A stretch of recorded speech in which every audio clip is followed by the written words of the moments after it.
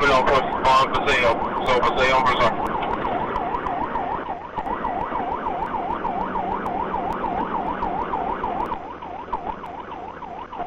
2024, you gotta put it out. You put it out.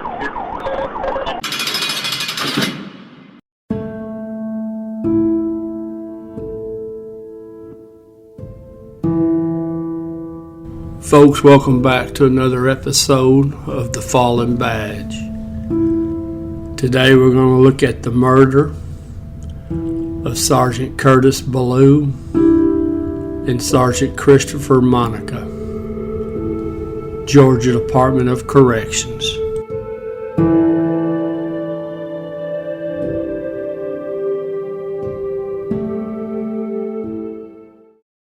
Now, Sergeant Billue was 58 years old. He had 10 years with the Department of Corrections down in Georgia. Sergeant Monica, he was 42 years old. Now, he'd been with the Department of Corrections for 8 years. Now, Sergeant Billue, he had 2 sons. His parents were still alive. He had 8 brothers and sisters. Sergeant Monica, he had a wife, 2 daughters, 2 grandkids, and a sister. And now the 2 bad guys in this story, they were inmates in the Georgia prison system, which pretty well tells you what kind of fellas they are. Now it's June 13th, 2017. Sergeant Billue and Sergeant Monica, they're transporting 33 prisoners. Now they're coming from Baldwin Medium Security Prison. That's in Hardwick, Georgia. Now I saw some other resource material said that they had either made a pickup at Hancock State Prison, or that was the origination of this transport. Now, they're taking them to a Georgia Diagnostic and Classification Prison. I don't know exactly what that is. It was early in the morning. Now, they've got these inmates on a big old transport bus. Now, of course, the inmates are all seated in the bus, and there's a door that separates the inmates from the 2 officers that are up the front of the bus. And it's that typical, that steel mesh. Any event, you would think that would be pretty safe. You got the inmates locked down. As far as I know, all the inmates had belly chains. I don't know if they had leg irons, but they had belly chains, which means their hands should be secured to the chain that wraps around their waist. Now, the 2 inmates that are going to be the center of this bloodshed, they were cellmates. They've been cellmates before, from what I understand. Now, one of them was serving a 20-year sentence for a armed robbery. And the other fella, he was serving a life sentence with no parole for an armed robbery and had a firearm, and so he must have been an extra bad fella to get that serious of a sentence for a robbery. Now, there is video from the bus. I saw some of the video. Now, the one inmate, he's able to get his belly chain, slide them down all the way to his feet, and he's able to take them off, which by itself doesn't mean a whole lot, since there's still a cage between him and the 2 officers. Well, now somehow or another, they'd figured out, him or his partner, they'd figured out how to open that door. Now, at the time I'm doing this story, I didn't find the information out as to exactly how they did it. But he's able to get that door open, and he uses his belly chains, and he strikes and beats one of the officers.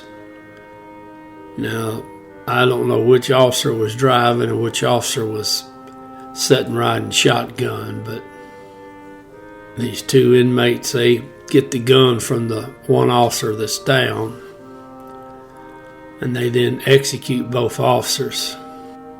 So they step out of the bus, and they're on Highway 16.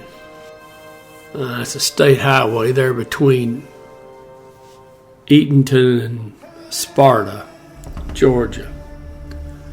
Now they've got both officers' guns, and they carjack a vehicle that stopped there when the bus stopped. So they throw the driver of the car out, and they jump into his green Honda Civic, and they take off. Now, none of the other 31 inmates attempts to leave or escape. In fact, some of the footage you can see inmates actually moving away from the front of the bus during and after the homicide of the two officers. So none of those inmates wanted a capital crime. Now, I take it that the carjack victim gets on his cell phone or flags down another vehicle. In any event, the authorities are notified. They make the scene, and both officers are DOA. Now, the two suspects, they head up north. The next time they're heard from, they're in the town of Madison, Georgia. Now, it's about 25 miles north of where they made their escape. Now, they broke into a house and took a couple hostage, and a man and a wife, and they got them something to eat and got them some clothes and left their prison clothes behind. And they jumped into the couple's vehicle and they took off again. Now, they're going to stay on the run there for the next day or so.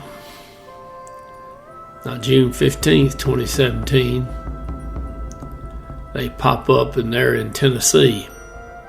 Now, they get them another vehicle, and now they're in Rutherford County. Now, that's just south and a little east of Nashville.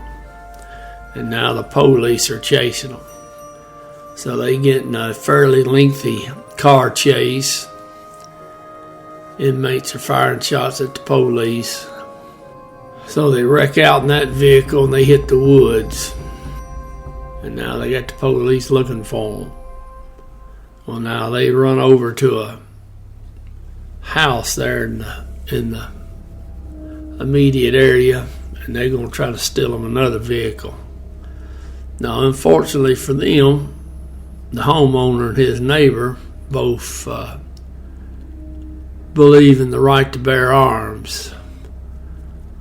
So when the inmates get up into the yard, they're confronted by armed citizens who hold them at gunpoint.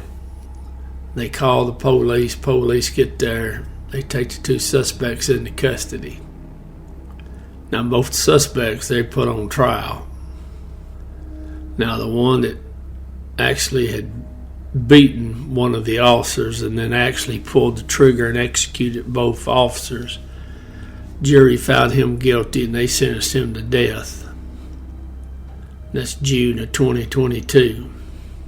Now, the second suspect, the jury couldn't agree on a death sentence since he didn't pull the trigger. So he was sentenced to life, no parole. Now, that one fellow that had been the trigger man that had killed the two officers, it's just about a week or so after he was convicted, he was found hanging in his jail cell. He had apparently committed suicide. I don't know what the issue was with that security door that separates the officers from the inmates, but I sure hope they figure out what the weakness is in that door and they get that fixed so we don't lose some more officers.